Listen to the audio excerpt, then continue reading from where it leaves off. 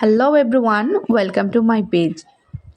আজ আপনাদের জন্য খুবই মজাদার বিকালের নাস্তার একটা রেসিপি নিয়ে হাজির হলাম। ঘর থাকা মাত্র কয়েকটি উপকরণ দিয়ে তৈরি করতে পারেন এই রেসিপিটা। খেতে কিন্তু অসম্ভব মজা। চলুন তাহলে দেখে নেওয়া যাক কীভাবে তৈরি করলাম এই রেসিপিটা।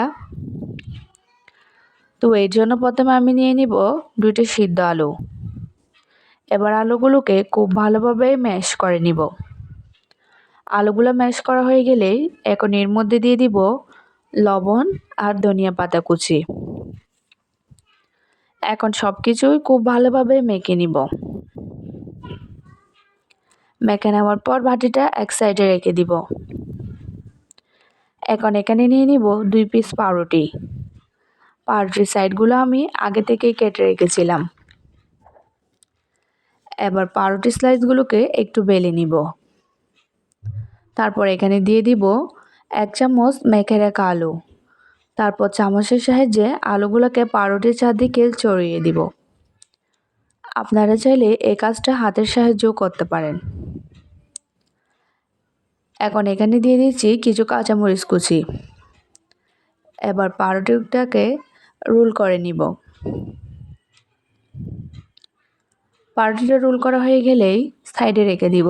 এরপর একটা মিক্সিং বোলে নিয়ে নিব 1/2 কাপ পেঁয়াজ কুচি, 1 কাপ ময়দা, 1 টেবিল চামচ কর্নফ্লাওয়ার, আর দিয়ে দিচ্ছি 1/2 চামচ ধনিয়া গুঁড়া, 1/2 চামচ মরিচের গুঁড়া, 1/2 চামচ হলুদ গুঁড়া, স্বাদ মতো লবণ আর ধনিয়া পাতা কুচি, আর 1 কাপ পানি দিয়ে সবকিছু খুব ভালোভাবেই মিক্স করে নিব।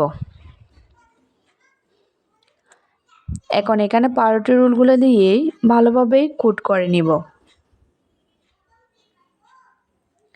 চুলায় একটা প্যান বসিয়ে দিয়ে দিব পরিমাণ মতো তেল। তেলটা গরম হয়ে এলেই রোলগুলো তেলে দিয়ে দিব। মিডিয়াম হাইতে রেখে উল্টে পাল্টে রোলগুলোকে আমি গোল্ডেন ব্রাউন করে ভেজে নিব। এখন তেল ঝরিয়ে উঠিয়ে নিব আর রোলগুলোকে পিস পিস করে কেটে নিব। এই তো রেডি হয়ে গেল পাউরুটি আর আলু দিয়ে মজাদার নাস্তা। ছোট থেকে বড় সবাই মজা করে খাবে এই নাস্তাটা।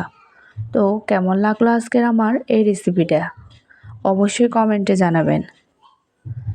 আর ভালো লাগলে লাইক করবেন, শেয়ার করবেন। সবাই অনেক ভালো থাকবেন, সুস্থ থাকবেন।